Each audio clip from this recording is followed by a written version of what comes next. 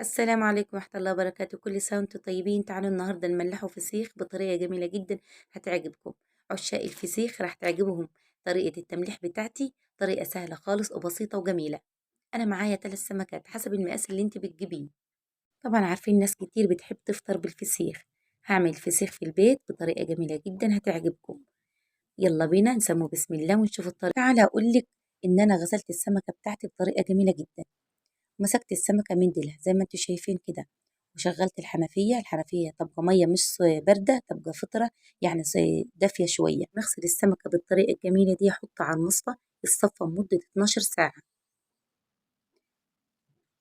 غسلنا السمك بتاعنا وسبناه مدة 12 ساعة. حضرت كركم وحضرت شطة وحضرت هنا معايا ملح، وحضرت يطلع ربع كوباية زيت.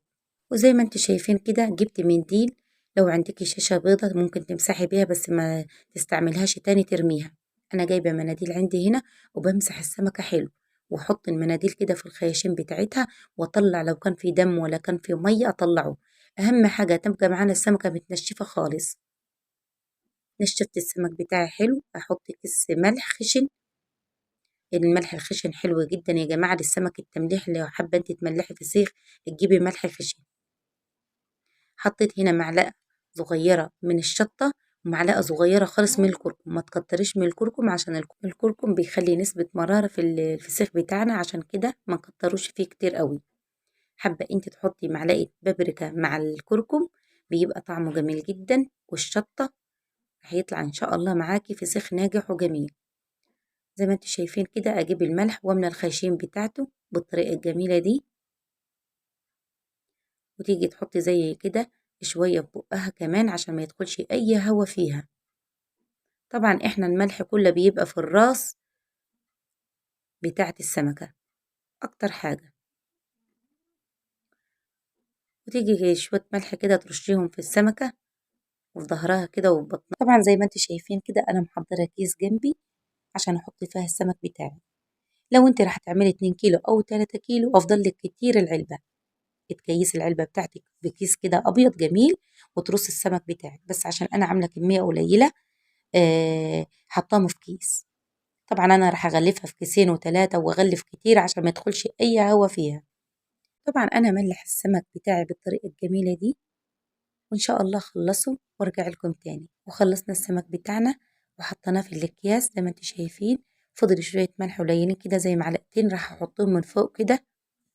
انا طبعا رصيت سمكتين قصاد بعضهم وسمكاية خلف خلاف يعني. طريقة جميلة جدا وسهلة وبسيطة. احط زي 5 معالق من الزيت. الزيت ده جميل جدا يا جماعة للسمك الفسيخ، بيخليش اي هوا يدخل جوه الفسيخ. يحافظ عليه، يحافظ على الجلدة بتاعته، يحافظ على السمكة، بيخليها جميلة كده ومش ميطة. وطبعا احنا خلصنا على كده الفسيخ بتاعنا. راح اربطه حلو بإذن الله ربطة جميلة جدا، وكيسته في كيس واتنين 3 اكياس على كده مكيساه. اجيب كيس تاني واكيسه على طول، تكيسي فيه كده نفس الطريقة الجميلة دي وتربطي. وهجيب اللزق بتاعي والزق على طول فيه. اجيب كيس كده ابيض يكون تخين معايا واروح مكيساه نفس الطريقة الجميلة دي.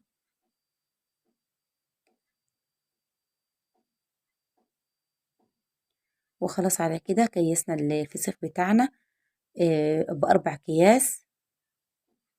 اللزق ده يا جماعة واللزق الابيض وتلفي بيه الفسيخ بتاعك. وبعد ما غلفنا الفسيخ بتاعنا بالطريقة الجميلة دي زي ما انتم شايفين انا محضرة علبة واحطه في العلبة. جميل جدا ما شاء الله، ما خدش معايا وقت خالص. ممتاز على كده مفيش اي هوا يدخل جوه. احطه في العلبة عشان خاطر لو نزل سوائل ولا نزل حاجة ينزلها في العلبة. اقفل عليه العلبة، وبإذن الله اول يوم العيد او تاني يوم العيد نتغدوا بيه. جميل جدا ما شاء الله عليه، بألف هنا وشفا على اللي بياكل منه.